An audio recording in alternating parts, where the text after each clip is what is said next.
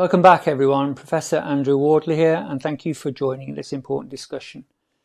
For those of you watching for the first time or new to me, I'm an international breast cancer medical oncologist with over 30 years of experience and over 300 peer-reviewed publications.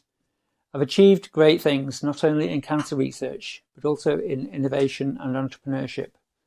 I created the first fully integrated research-driven breast cancer service in the UK, with patient-centred care and equity of access as its destinations.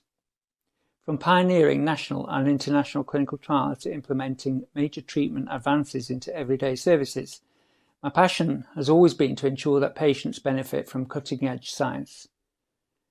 Through various senior leadership roles I've held across the NHS and research institutions, I'm proud to have shaped cancer policy, developed systemic anti-cancer therapy strategies, and champion services that reduce inequalities and improve outcomes.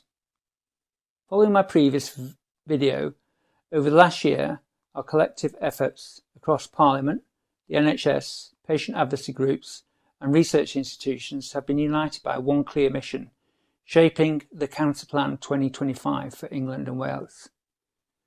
My involvement and participation has ensured that decisions made in cancer care are grounded in evidence, shaped by experience, and strengthened by a shared determination to deliver better outcomes for every person affected by cancer.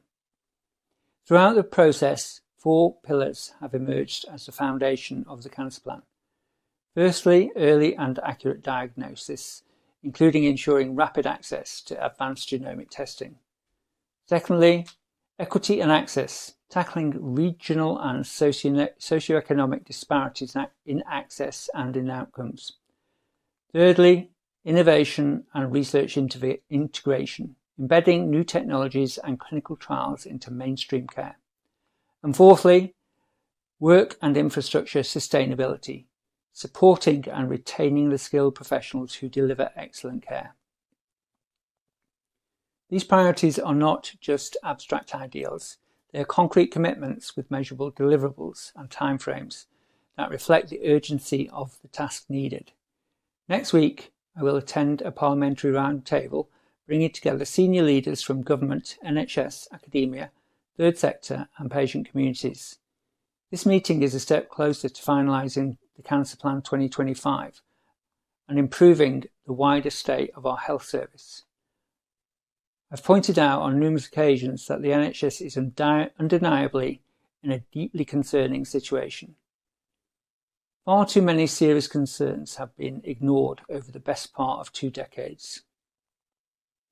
Focused on cancer, this plan is clear in its deliverables, pragmatic in its focus, and rooted in the values of accountability, transparency, and delivery. How is this different to previous years, you may ask? In light of the Public Office Accountability Bill currently progressing through Parliament, we're entering a new era of accountability, one that gives greater power to the public to hold institutions and officials responsible for their actions. This is a tough but necessary approach. True reform requires honesty. This must happen to restore integrity, compassion and trust with the NHS and its leaders. The upcoming roundtable will not merely contribute a policy document, it will mark a reaffirmation of national values, a renewal in social contract between the government, professionals and the public they serve. It is about ensuring that cancer care and all healthcare systems are defined not by its challenges, but how we respond to them.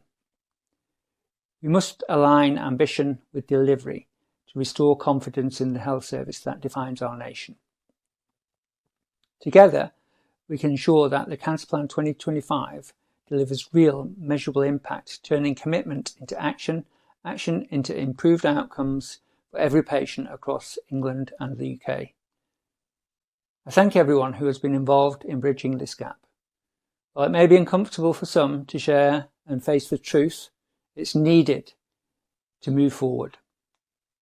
Thank you for watching and keep your invaluable comments coming in as I advocate for us all.